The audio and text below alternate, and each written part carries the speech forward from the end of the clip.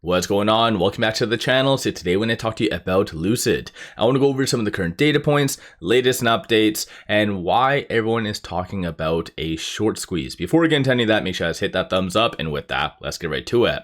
So Lucid is up 2%, 2021 the low, 2120 the high, and a lot of that volatility is because of lower volume, no different than yesterday. So 3.2 million shares being traded, 10.5 is the average. No macro data points today, no SEC filings or press releases from Lucid itself, so it is just merely piggybacking off of the broader market. Even on social media, nothing really coming out. So this was the last thing that did come out, which I did bring up yesterday. So again, it's just kind of piggybacking off the market. Today is more of a reflection day though. So people are kind of thinking about what the 25 basis points does mean, what is coming next, and everything else. Regarding shorts, so this is a hot topic for Lucid right now. So 31.32% of the free float's being shorted, works out to be 39.26 million shares. At the time of doing this video, shorts are returning roughly around 74,000 shares. Cost to borrow has gone up quite a lot over the last several weeks. So it is sitting at 53.94. That's an annual rate, not a daily rate. And then DTC, which does signal that shorts are rather overextended, is 3.01 days. So that does factor in the average volume that Lucid does get in comparison to number of shares being shorted. So you see a lot of actual articles coming out calling Lucid a squeeze play, such as even this one. There's numerous ones actually, but interestingly enough, I think the reason why all these articles are coming out is because we got the 25 basis point cut, and in general, that's going to be a huge catalyst for the broader market. And yes, for face value, I think in a lot of stocks has already been priced in, but there's always a domino effect, right? Because of course that 25 basis points does mean that people are now going to be going out and getting loans, buying more products, and possibly even buying more vehicles at lower rates and stuff like that.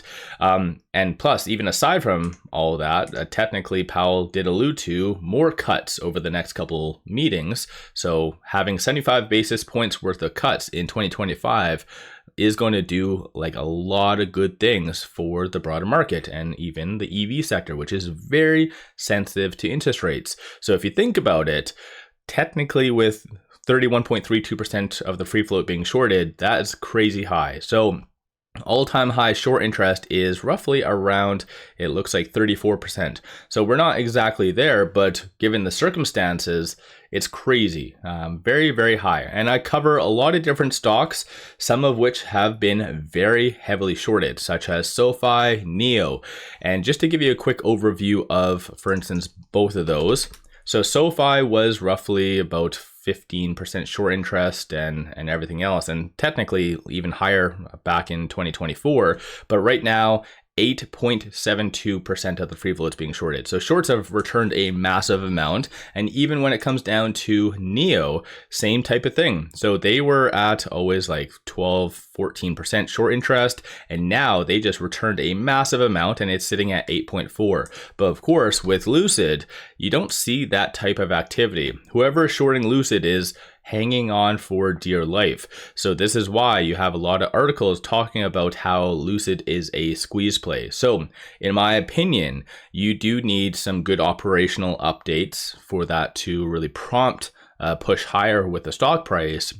But right now, I think one of the biggest things for Lucid has been the technicals. And for those of you that have been tuning into a lot of my videos, I mentioned that based on this, you did see a good likelihood for us to easily break above that $20 mark to get to that kind of 2050. Then we had some consolidation. And once again, if we are able to get above this, and easily we could, in theory, get to that $22 range.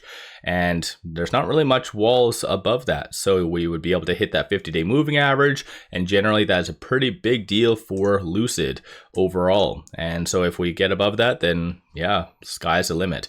Keep in mind though, all these numbers pre-reverse stock split, we're only sitting at like $2 still, $2 and change.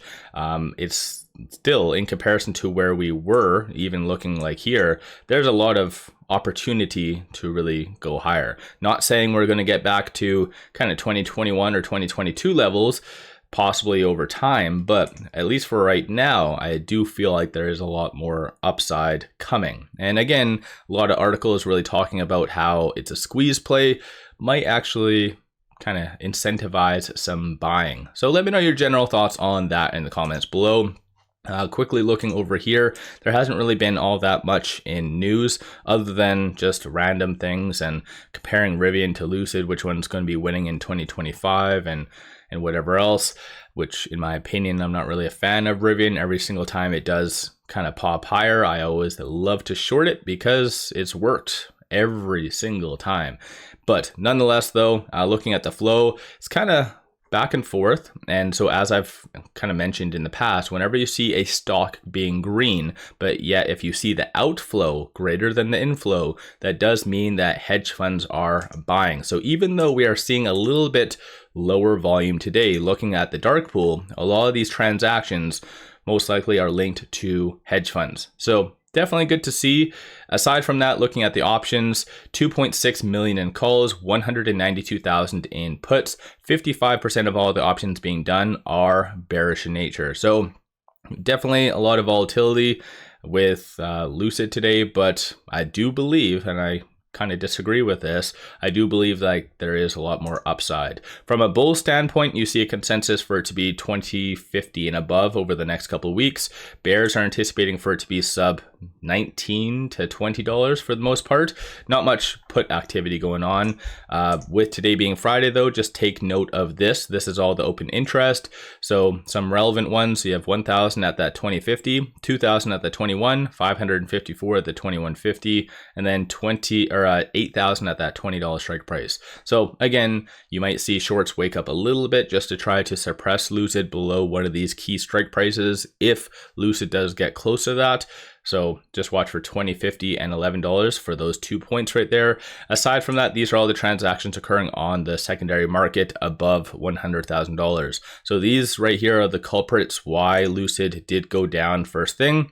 Not really sure exactly why that does always occur. You always have a little bit of a sell-off. Then again, with lower volume, you do get these kind of crazy swings overall. But a couple of key points to watch for with it at 2087. 2088, it is trading between this R3 and this R2. So doing fairly well in comparison to a lot of other growth stocks. So 2071 followed by 2008 is going to be support levels. Of course, this R1, I don't see that being touched today whatsoever. So today, just watch for this R2. Flip side, 2172 is going to be the next strong target / resistance, which kind of does match with what I just mentioned. If it's able to get above this key point, at least in the short term, that wall of selling, then in theory, you could easily see a very nice push higher. So let me know your general thoughts on that in the comments below. Again, all of this is good technically for day trading, swing trading. So I feel like a lot more people are swing trading it because of just the crazy volatility. But in comparison to what it was, we're only sitting at, what was it, $22.08. So nothing to jump up and down over just yet. So let me know your thoughts on Lucid. Have you been buying? Have you been selling? What's your kind of overall thoughts? And do you believe that Lucid is going to have a squeeze? I've been covering Lucid for a very long time, and whoever is shorting Lucid definitely has very deep pockets, and they're willing to hold on for dear life and pretty much at the expense of everything. They just want to somehow destroy Lucid. I'm not really sure why, but as I even showed you, a lot of other stocks that are and were heavily shorted, those shorts did the right thing. They see what is coming and they are starting to return. That's not really happening with Lucid. So what do you think is the big difference between whoever's shorting Lucid and a general any other stock? So let me know your viewpoint. Don't forget to hit that thumbs up and subscribe. One final thing, pop over to my Patreon if you're looking for some good buy signals on stocks, options, crypto. I put out daily day trades, numerous swing trades. Worthwhile to pop over there and take a look. Link in the description below and also the comments. With all that, appreciate all of you watching.